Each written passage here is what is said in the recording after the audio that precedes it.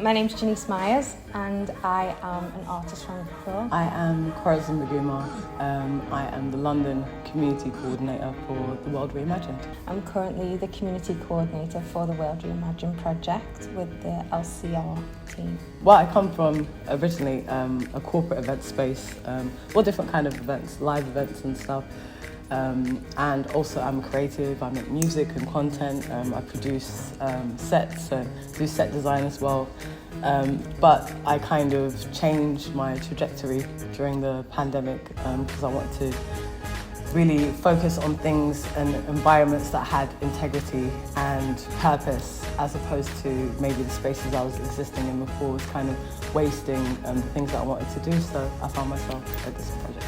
So my heritage, I'm of mixed heritage. So both my grandmothers are English. I believe I have Scottish heritage in there as well somewhere down the line. So I'm Ugandan. I came here when I was 2, so there's a bit of conflict about how Ugandan I am, you know. But East London has been my home since then, and so I'm a proud East London native. Both my grandfathers are black.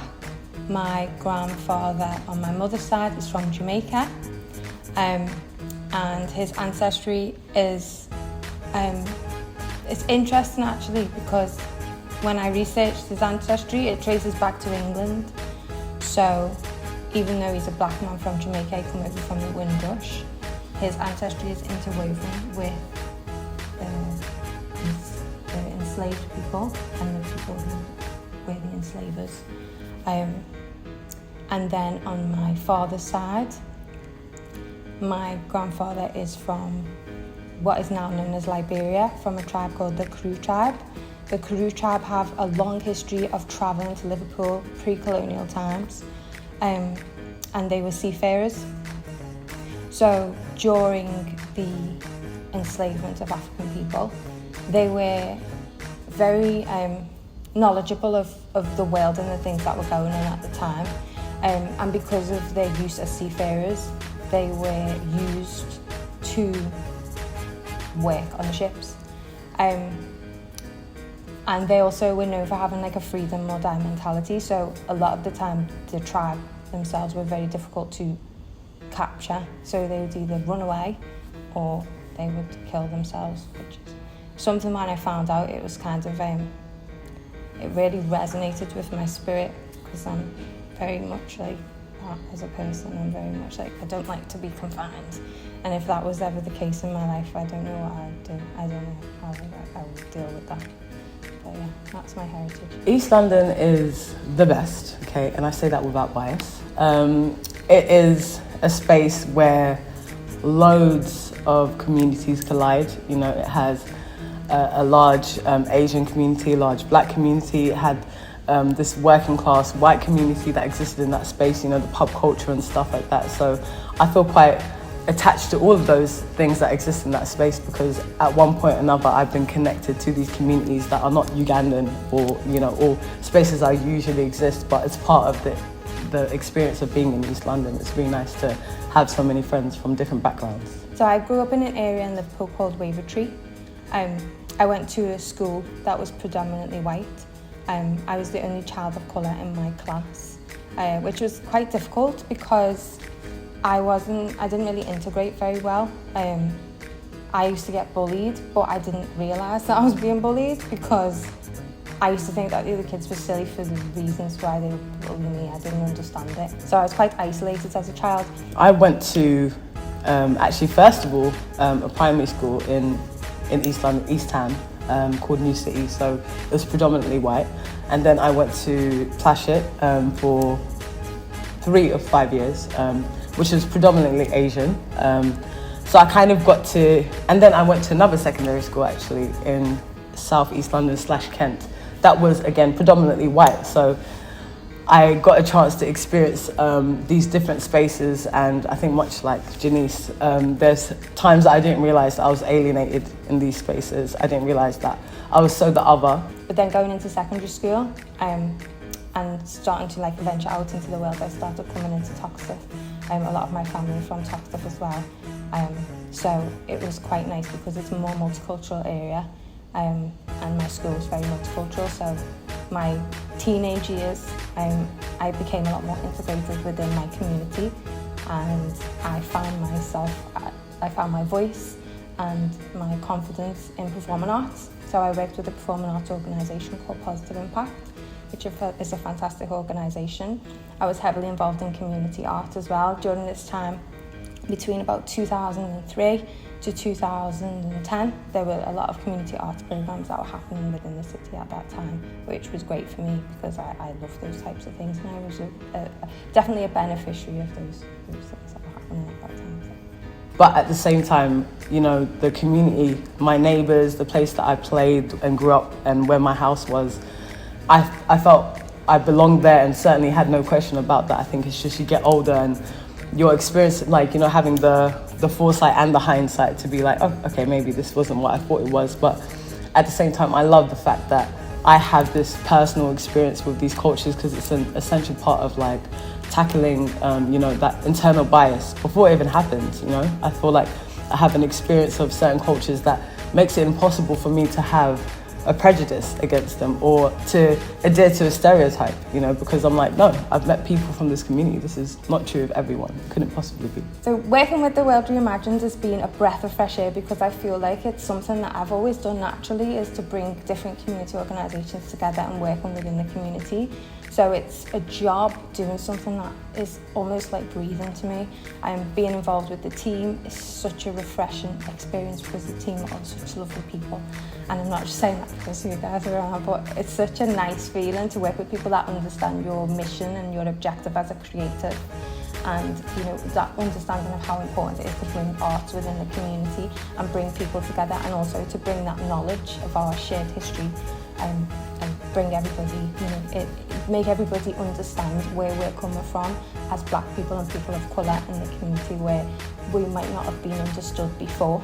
So I think, you know, the globes like this, the artistic globes that are all around the country, these small projects that have happened with different community organisations are fantastic, because this is a conversation that might not have been had before otherwise. So yeah, I'm really happy to be working on this project. It's fantastic. Unlike any other job I've ever had, or unlike any other team I've ever had, it encourages me to take ownership of my history and to speak about it more, to not feel, I think a lot of previous spaces I've existed in, I've realised that voice has become very small, that speak up for your civil rights voice, because I'm just aware of the space that I'm in and whether that voice will be valued, you know. So it was nice to come to this job and actually be encouraged to speak up more about my experience or what I'm seeing in my communities and stuff. And I feel like this is a really unique moment in history. You know, this is a really unique project, and I'm honoured to be part of that, yeah, and to be part of this team, frankly.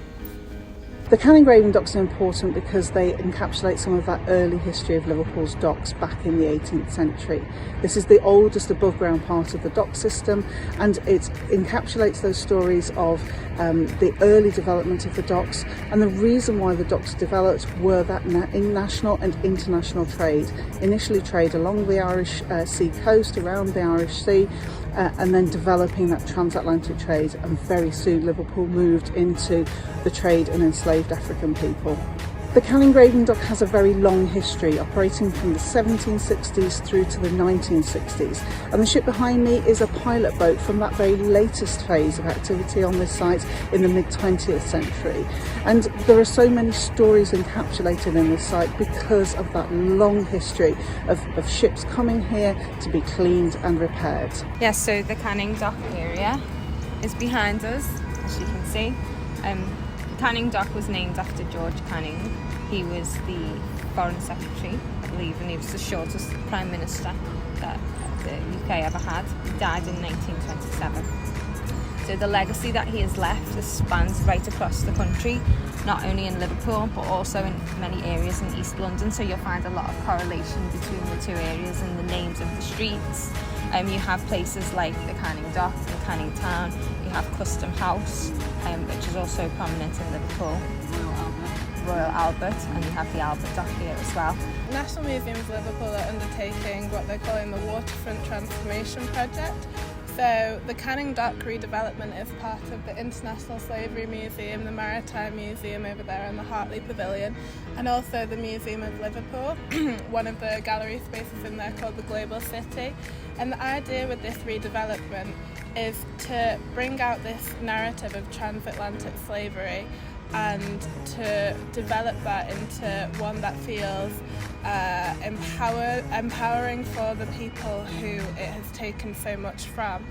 So it doesn't tell the story of conquests and of victors, it tells the story of resistance, for example.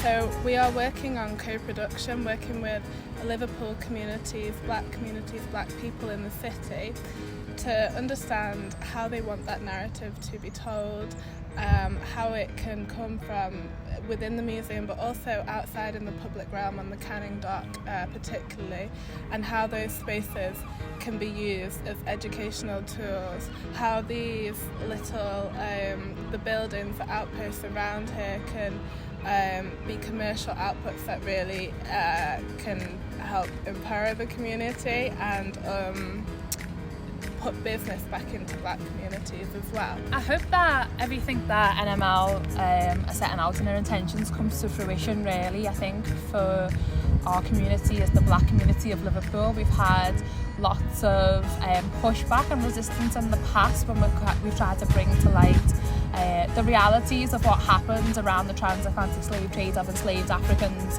and its legacy and how it actually built this city today.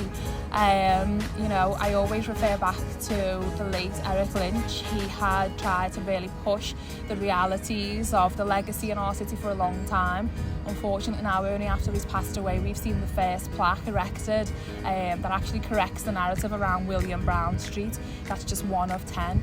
So my hope is that the intentions set out really do come to fruition, that the right people are engaged from the start in the conversations, and that whatever does happen here in terms of redevelopment, it is done with much sensitivity. As someone from Nigerian and Jamaican descent, it's directly connected into my legacy and my ancestors. So it's a really emotional space. I don't enjoy sitting in this space as it currently stands. It does ignite a lot of different feelings for me. So my hope is that if artefacts are going to be brought outside, it can be done in a positive way. And as Tavia said, if it's more from an empowerment side, then it's something that we can all learn from as well.